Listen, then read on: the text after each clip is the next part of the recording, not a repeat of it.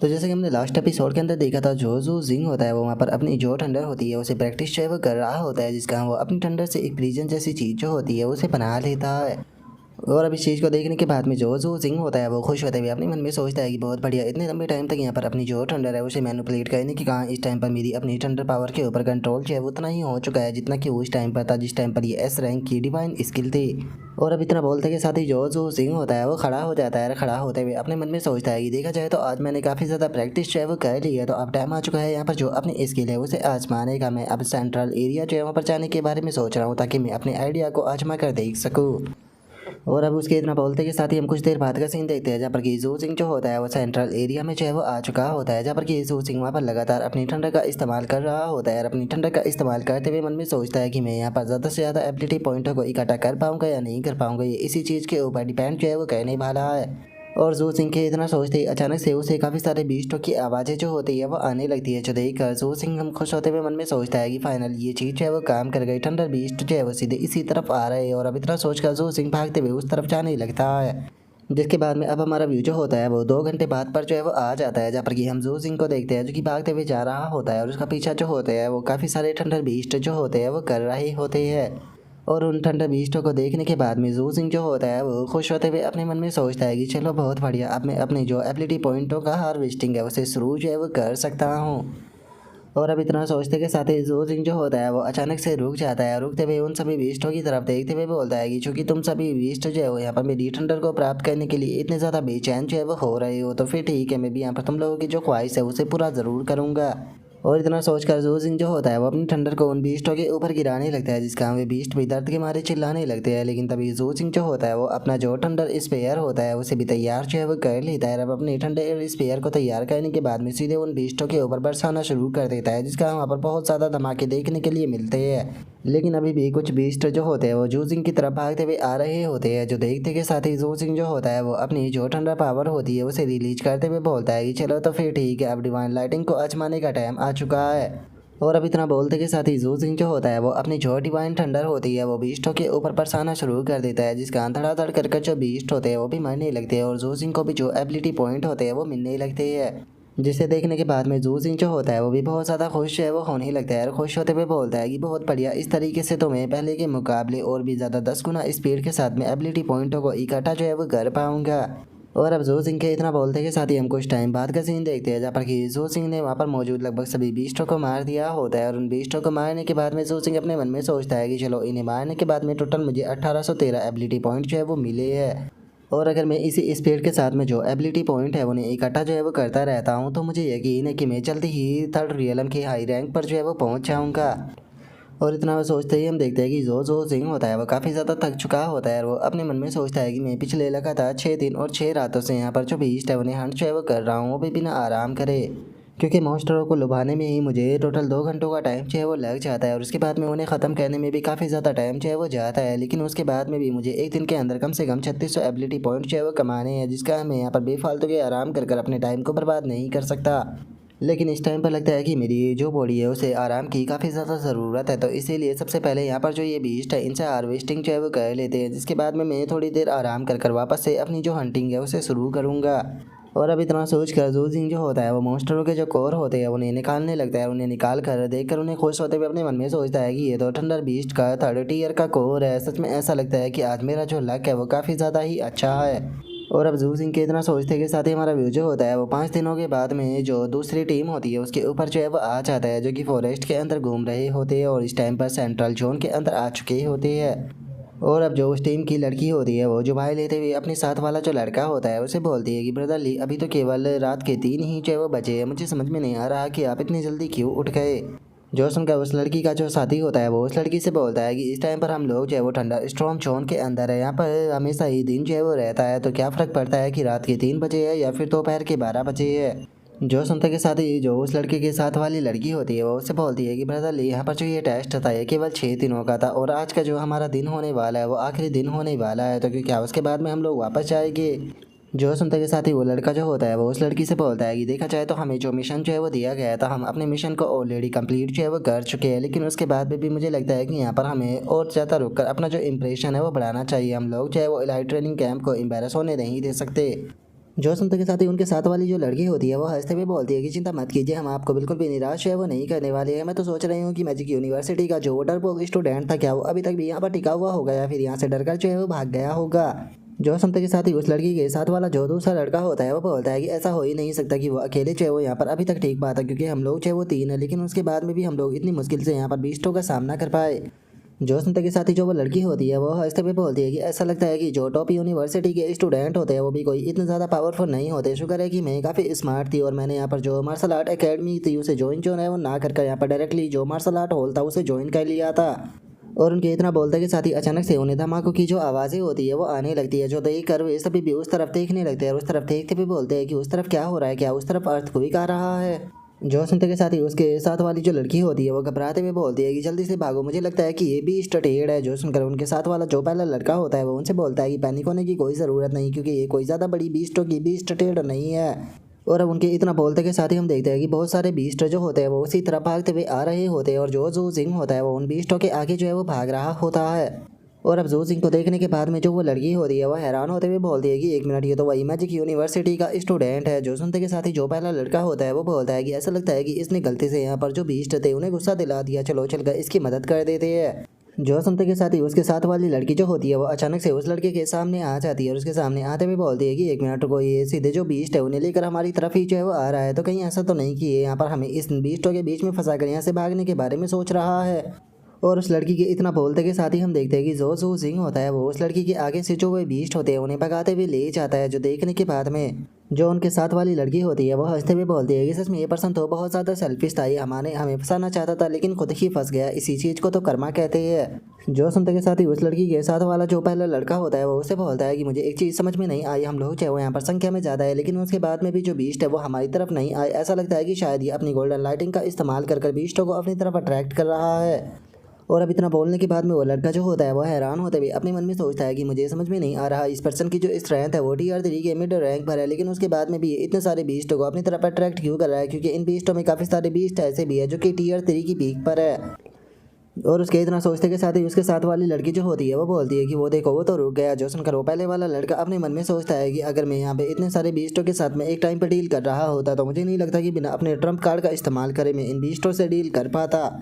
और उनके इतना सोचते के साथ ही जू सिंह जो होता है वो अपनी लाइटिंग का इस्तेमाल करते हुए उन बीस्टों को ख़त्म जो है वो करने लगता है, जो देखने के बाद में जो वो लड़का होता है उसे भी अब थोड़ा सी प्रॉब्लम होने लगती है। वो अपने मन में सोचता है कि आखिर इसकी एबिलिटी जो है वो किस प्रकार की है, क्योंकि ये तो बहुत ही ज़्यादा ओवर ब्रस्ट हो रही है और इसकी पावर भी बहुत ज़्यादा टेरिफाइंग है। मैं टीआर 3 की पीक पर हूँ और मैं इससे 30 मीटर की दूरी पर जो है वो खड़ा हुआ हूँ, लेकिन उसके बाद में भी मेरी बॉडी के ऊपर इतना ज़्यादा प्रेशर फील हो रहा है। लेकिन एक मिनट रुको, यहाँ पर इस पर्सन की जो एबिलिटी है वो ए रैंक की तो बिल्कुल भी जो है वो नहीं हो सकती, तो क्या इसका मतलब ये है कि इसकी एबिलिटी जो है वो एस रैंक की है। अगर मैं सही हूँ तो जो मैजिक यूनिवर्सिटी है उसे एक फ्रेशमैन ने इस साल ज्वाइन जो है वो किया है जिसके पास में एस रैंक की एबिलिटी थी, लेकिन अगर ये एक फ्रेशमैन है तो आखिर ये इतने कम टाइम में टीआर 3 की मिड रैंक पर जो है वो कैसे पहुँच गया। और उसके इतना सोचते के साथ ही उसके साथ वाली लड़की जो होती है वो भी अब जू सिंह की एबिलिटी को देखने के बाद में हैरान होते हुए बोलती है कि सच में इस चीज़ को देखने के बाद में अब ये कहना गलत नहीं होगा कि मैजिक यूनिवर्सिटी के स्टूडेंट बहुत ज़्यादा टेरिफाइंग है। ये यहाँ पर जो ये बीस्ट है इन्हें इस तरीके से मार रहा है जैसे कि ये बस कोई आवारा कुत्ते हो। और उनके इतना सोचते के साथ ही हम जू सिंह को देखते हैं जिसने कि लगभग सभी बीस्टों को ख़त्म कर दिया होता है और वो अपने मन में सोचता है कि इस टाइम पर मेरे पास में 23,000 एबिलिटी पॉइंट जो है वो हो चुके हैं, जितने कि मुझे ब्रेक थ्रू के लिए चाहिए थे। पिछले 5 दिनों से मैंने यहाँ पर बिल्कुल भी जो है वो आराम नहीं किया और ना ही मैं सो पाया हूँ, तो इसीलिए अब टाइम आ चुका है एक सेफ जगह जो है वो ढूंढने का जहाँ पर कि मैं ब्रेक थ्रू कर सकूँ, जिसके बाद में मैं वापस लौटूंगा। और अब जू सिंह के इतना सोचते के साथ ही हमारा व्यू उसी टीम के ऊपर आ जाता है जहाँ पर कि जो दूसरा लड़का होता है वो पहले वाले से बोलता है कि ब्रदर ली, अगर आप इसकी जगह होते और आप इन बीस्टों के साथ में डील कर रहे होते तो क्या आप भी इन बीस्टों को मार देते। जो उनका पहले वाला लड़का जो होता है वो दूसरे वाली को बताता है कि देखा जाए तो मैं इन बीस्टों के साथ में डील कर सकता था और इन सभी को जान से भी मार सकता था, लेकिन मैं भी इतनी स्पीड के साथ में इन बीस्टों को नहीं मार सकता था जितने कि इस बच्चे ने इतनी स्पीड में इन्हें मारा है। जो सुनते के साथ ही जो दूसरा लड़का होता है वो सुकून की सांस लेते हुए बोलता है कि क्या पता ली भी इतनी स्पीड के साथ में नहीं मार सकते जितना कि इस बच्चे ने मारा है, जिसे देखकर ये कहना गलत नहीं होगा कि सच में इस बंदे के अंदर स्किल तो है। शुक्र है कि जिस डुअल का ऑफर जो है वो मैं लेकर इसके पास में गया था इसने उसके लिए एग्री जो है वो नहीं किया था, क्योंकि अगर इसने एग्री कर दिया होता तो सच में हम लोग बहुत ज़्यादा एम्बेरस होते। लेकिन ब्रदर ली, मैं आपसे एक चीज़ है वो पूछना चाहता हूँ, आपको क्या लगता है कि क्या आपकी तरह ये भी टीआर 4 का जो बीस्ट है उसे मार सकता है अपनी रैंक से ऊपर।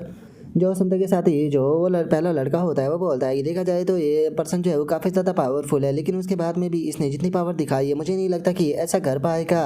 जो सुनकर उनके साथ वाली जो लड़की होती है वो भी हंसने लगती है, रास्ते भी बोलती है कि जिसका मतलब है कि अभी भी जो ब्रदर ली है वो सच में बहुत ज़्यादा अमेजिंग है। और अब उसके इतना बोलते के साथ ही हमारा व्यू जो होता है वो जू सिंह के ऊपर आ जाता है, जो कि एक सेफ जगह पर आकर पेड़ के ऊपर बैठ जाता है। वहाँ पर बैठते हुए बोलता है कि चलो सिस्टम अब टाइम आ चुका है जो पॉइंट है उन्हें ऐड करने का। और अब इतना बोलते के साथ ही जू सिंह जो होता है वो अपने सिस्टम के अंदर पॉइंटों को ऐड करने लगता है, जिसका उसकी बॉडी से बहुत ज़्यादा ठंडा भी निकलने लगती है। और हम देखते हैं कि जू सिंह जो होता है वो फाइनली ब्रेक थ्रू जो है वो कर लेता है। अपने मन में सोचता है कि इस टाइम पर मैं टीयर 3 की हाई रैंक पर जो है वो पहुंच चुका हूँ। इस टाइम पर मेरी फिजिक्स और स्पीड जो है वो लगभग 500 पॉइंट तक जो है वो पहुंच चुके हैं। और इससे अलग यहाँ पर जो मेरी एबिलिटी रेंज है वो भी 40 मीटर तक इंक्रीज जो है वो हो चुकी है। वैसे तो मैंने प्लान किया था कि ब्रेक थ्रू करने के बाद में मैं यहाँ से वापस जो है वो लौट जाऊँगा, लेकिन चूंकि अब मेरे अंदर थोड़ी सी और पावर जो है वो आ चुकी है, तो इसीलिए मैं सोच रहा हूँ कि एक बार कोर एरिया के अंदर चलकर जो बीस्ट है वहाँ की पावर को भी देखते हैं। और अब उसके इतना बोलते के साथ ही हमारा व्यू जो होता है वो जू सिंह का जो सीनियर ब्रदर होता है उसके ऊपर आ जाता है, जो कि अपने मन में सोचता है कि 5 दिन बीत चुके हैं लेकिन अभी तक भी जो जू सिंह है वो वापस नहीं आया। कहीं वो किसी खतरे में तो नहीं है ना, क्योंकि अगर यहाँ तक कि मेरी बात की जाए तो मैं भी केवल 8 ही दिन तक इस चीज़ के अंदर जो है वो रह सकता हूँ।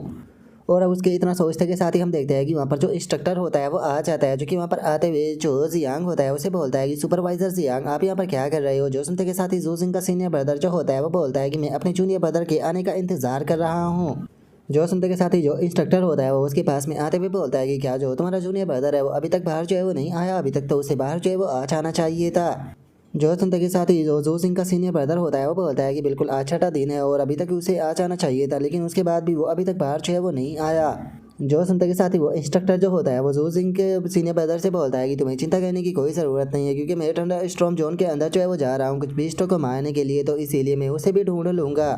जो सुनते के साथ ही जो जू सिंह का सीनियर ब्रदर होता है वो भी इंस्ट्रक्टर जो होता है उसे शुक्रिया अदा जो है वो इस चीज़ के लिए बोल देता है। जो सुनते के साथ ही अब जो वो इंस्ट्रक्टर होता है वो जाने लगता है, जाते हुए जू सिंह के सीनियर ब्रदर से बोलता है कि अरे तुम्हें ऐसी छोटी सी बात के लिए शुक्रिया अदा बोलने की कोई ज़रूरत नहीं, हम दोनों ही जो है वो थंडर मार्शल आर्ट हॉल के लिए काम करते हैं, तो एक दूसरे के लिए मदद हेल्प करना तो यहाँ पर नॉर्मल सी बात है। और अब उसके इतना बोलते के साथ ही हमारा व्यू जो होता है वो 6 घंटे बाद जो थंडर स्टॉर्म का कोर एरिया होता है वहाँ पर आ जाता है, जहाँ पर कि हम जू सिंह को देखते हैं जो कि एक पेड़ के ऊपर बैठा हुआ होता है। और अब जो जू सिंह होता है वो भी उठने लगता है और उठते हुए अपने मन में सोचता है कि चलो टाइम हो चुका है अब यहाँ से वापस जो है वो जाने का। और अब इतना बोलते के साथ ही जू सिंह जो होता है वो पेड़ से उतर कर नीचे आ जाता है, लेकिन हम देखते हैं कि उसकी बॉडी का इम्पैक्ट इतना ज़्यादा होता है कि जो ज़मीन होती है उस पर भी क्रैक आ जाते हैं, जिसे देखने के बाद में जो जू सिंह होता है वो अपने मन में सोचता है कि टीयर 3 की हाई रैंक पर पहुंचने के बाद में जो मेरा फिजिक्स है वो पहले के मुकाबले और भी ज़्यादा पावरफुल जो है वो हो चुका है, लेकिन अभी भी अगर मेरा कंपैरिजन जो है वो पीक वाले लोगों से किया जाए तो मैं बहुत ज़्यादा पीछे हूँ, जिसका मतलब है कि अभी भी मुझे बहुत ज़्यादा मेहनत करनी है। और अब जू सिंह के इतना सोचते के साथ ही अचानक से हम देखते हैं कि वहाँ पर एक थंडर बियर मॉन्स्टर जो होता है वो आ जाता है, जो कि वहाँ पर आकर जोर जोर से रोड जो है वो करने लगता है। और अब जो जू सिंह होता है वो उस बियर को देखने के बाद में अपने मन में सोचता है कि ये तो थंडर स्टॉर्म बियर है, अगर इसकी पावर की बात की जाए तो ये टीयर 4 की हाई रैंक पर है। वैसे तो मैं अपनी जो हेमनली लाइटिंग टेक्निक है उसका इस्तेमाल करके इसे एक शॉट में ही मार सकता हूँ, लेकिन चूंकि मैं टीयर 3 की हाई रैंक पर पहुँच चुका हूँ तो मैं अपनी जो फिस्ट है उसका इस्तेमाल करके इसे मारूंगा। और अब इतना सोचते ही जू सिंह जो होता है वो अपनी थंडर ट्रांसफॉर्मेशन को एक्टिवेट कर सीधे उस बीस्ट की तरफ जो है वो बढ़ने लगता है। तभी हम देखते हैं कि जो इंस्ट्रक्टर होता है वो भी वहाँ पर आ जाता है। और वहाँ पर आने के बाद में जो इंस्ट्रक्टर होता है वो जू सिंह की तरफ देखने के बाद में अपने मन में सोचता है कि ये तो जू सिंह है जिसे कि मैं चारों तरफ जो है वो ढूंढ रहा था, मैंने नहीं सोचा था कि असल में मुझे ये यहाँ पर मिलेगा। ऐसा लगता है कि इस बच्चे ने यहाँ पर आने के बाद में काफ़ी ज़्यादा प्रॉफिट जो है वो कमाया है, क्योंकि इस टाइम पर इसकी जो कल्टीवेशन है वो टीयर 3 की हाई रैंक पर जो है वो पहुँच चुकी है और सी की लाइटिंग रेंज जो है वो भी काफ़ी इंक्रीज जो है वो हो चुकी है। लेकिन यहाँ की जो सिचुएशन है उसे देखने के बाद में ऐसा लगता है कि यहाँ पर जो थंडर स्टॉर्म बियर है उसके साथ में यहाँ पर डील जो है वो कहना चाहता है। और इसे देखकर ये कहना गलत नहीं होगा कि सच में ये बच्चा जो है वो अभी अपनी जो लिमिट है उसके बारे में जो है वो नहीं जानता। ऐसा लगता है कि जो सुपरवाइजर जियांग है उसका जो ब्रदर है उसके अंदर तो वैसे तो काफ़ी ज़्यादा हिम्मत है, लेकिन वो यहाँ पर थोड़ा सा सफ़र करने वाला है। वैसे ये अच्छी बात भी होती है, क्योंकि जो जीनियस होते हैं उन्हें थोड़ा बहुत सफ़र जो है वो करना चाहिए, ताकि वे अपनी जो लिमिट है उसे रियलाइज जो है वो कर सके, ताकि फ्यूचर में वे अपनी बेफालतू में लाइफ जो है उसे खतरे में ना डाले। और अब उस इंस्ट्रक्टर के इतना सोचते के साथ ही हम देखते हैं कि वो जो थंडर बियर होता है वो सीधे जू सिंह के ऊपर अपनी फिस्ट से अटैक कर देता है, लेकिन जो जू सिंह होता है वो केवल अपने सर से ही जो उसका अटैक होता है उसे रोक देता है, जिसे देखने के बाद में तो जो इंस्ट्रक्टर होता है वो भी बहुत ज़्यादा हैरान जो है वो रह जाता है। हैरान होते हुए अपने मन में सोचता है कि क्या जो जू सिंह था उसने इसके अटैक को रोक दिया, सच में इसकी लाइटिंग तो बहुत ज़्यादा पावरफुल है। अगर देखा जाए तो जो ये बियर है टीयर 4 की हाई रैंक पर है, जिसका मतलब है कि इन दोनों के बीच में पूरे एक टीयर का गैप है, लेकिन उसके बाद में भी जो जू सिंह है वो इस तरीके से इसका सामना कर रहा है। नहीं, पक्का यहाँ पर कुछ ना कुछ तो गड़बड़ है, क्योंकि जो जू सिंह है उसकी लाइटिंग जो है वो ए रैंक की एबिलिटी तो नहीं हो सकती, पक्का ये एस रैंक की है या फिर डबल एस रैंक की है। और अब इस चीज़ को देखने के बाद में पता नहीं क्यों मुझे ऐसा महसूस हो रहा है कि शायद मैंने जो ये ज़ू जिंग नाम का लड़का है इसका जो नाम है वो कहीं पर सुना है। और अब इतना सोचते के साथ ही जो इंस्ट्रक्टर होता है उसे ज़ू जिंग के बारे में याद जो है वो आ जाता है और वो अपने मन में सोचता है कि अरे हाँ मुझे याद आ गया, ज़ू जिंग तो जो मैजिक यूनिवर्सिटी है उसका एक फ्रेशमैन है जिसके पास में एस रैंक की लाइटिंग टाइप एबिलिटी है। लेकिन क्या इसका मतलब ये नहीं है कि यहाँ पर जो ज़ू जिंग है उसका जो लेवल है वो कुछ लिमिट से ज़्यादा ही आगे जो है वो निकल चुका है, क्योंकि ज़ू जिंग जो है वो केवल अभी एक फ्रेशमैन है, लेकिन एक फ्रेशमैन होने के बाद में भी इसकी जो पावर है वो टीयर 3 की हाई रैंक पर जो है वो पहुंच चुकी है। और अब इंस्ट्रक्टर के इतना सोचते के साथ ही जो ज़ू जिंग होता है वो मुस्कुराते हुए जो वो बीस्ट होता है उसकी तरफ देखने लगता है और बीस्ट की तरफ देखकर अपने मन में सोचता है कि वो ऐसा लगता है कि अभी भी जो मेरी लाइटिंग है वो ज़्यादा सुपीरियर है। और अब ज़ू जिंग के इतना सोचते के साथ ही हम देखते हैं कि वो बियर जो होता है वो वापस से ज़ू जिंग के ऊपर अटैक करने के लिए जो है वो आने लगता है, लेकिन जो ज़ू जिंग होता है वो अपने फिस्ट का इस्तेमाल करते हुए जो वो बियर होता है उसके अटैक को जो है वो रोक देता है। और जैसे ये दोनों के पंच एक दूसरे के साथ में टकराते हैं तो वहाँ पर बहुत ही पावरफुल इम्पैक्ट जो है वो रिलीज होता है, जिसे देखने के बाद में जो इंस्ट्रक्टर होता है वो और भी ज़्यादा हैरान हो जाता है और मन में सोचता है कि ऐसा कैसे हो सकता है, ये तो एक थंडर बियर के साथ में हैंड टू हैंड फाइट जो है वो कर रहा है जो कि टीयर 4 की हाई रैंक पर है। आखिर ऐसा कैसे हो सकता है? क्या ये सच में कोई इंसान भी है? इसे देखकर तो ऐसा लगता है कि जैसे कि इंसान की खाल में कोई बीस्ट हो। और अब इतना बोलते के साथ ही जो इंस्ट्रक्टर होता है वो अपने पास से जो कैमरा होता है वो निकाल लेता है और उस कैमरे को निकाल कर सामने का जो नज़ारा होता है उसे रिकॉर्ड करते हुए अपने मन में सोचता है कि जो ट्रेनिंग कैंप के इलाइट है वो ब्रेड बहुत ज़्यादा एरोगेंट हो गए है। उन्हें लगता है कि ये जो यूनिवर्सिटी के स्टूडेंट है उनका कंपैरिजन जो है उनसे नहीं किया जा सकता।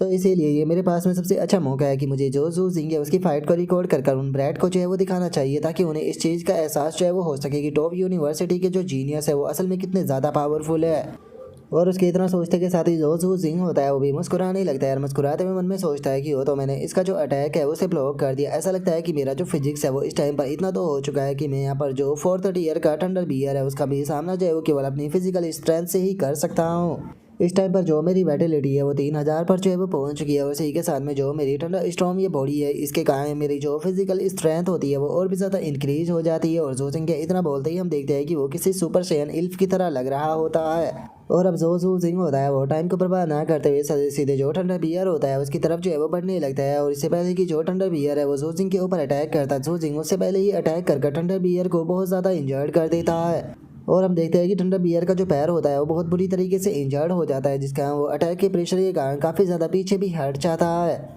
और इस चीज़ को देखने के बाद में ज़ू जिंग जो होता है वो अपने मन में सोचता है कि वो ऐसा लगता है कि मेरा जो पंच है वो यहाँ पर इसके पैर को जो है वो शायद पूरी तरीके से नहीं तोड़ सकता। इसीलिए जो फ्यूरियस बीस्ट होते हैं उनके साथ में डील करने के लिए लोग वेपनों का इस्तेमाल करते हैं, लेकिन मैं आज केवल अपने हाथों का ही इस्तेमाल करूँगा। और अब ज़ू जिंग के इतना सोचते के साथ ही हम देखते हैं कि जो बियर होता है वो गुस्से से अब पागल जो है वो होने लगता है और गुस्से से पागल होते हुए वो अपनी बॉडी के अंदर से जो थंडर होती है उसे रिलीज करते हुए अपने अटैक को बनाने लगता है।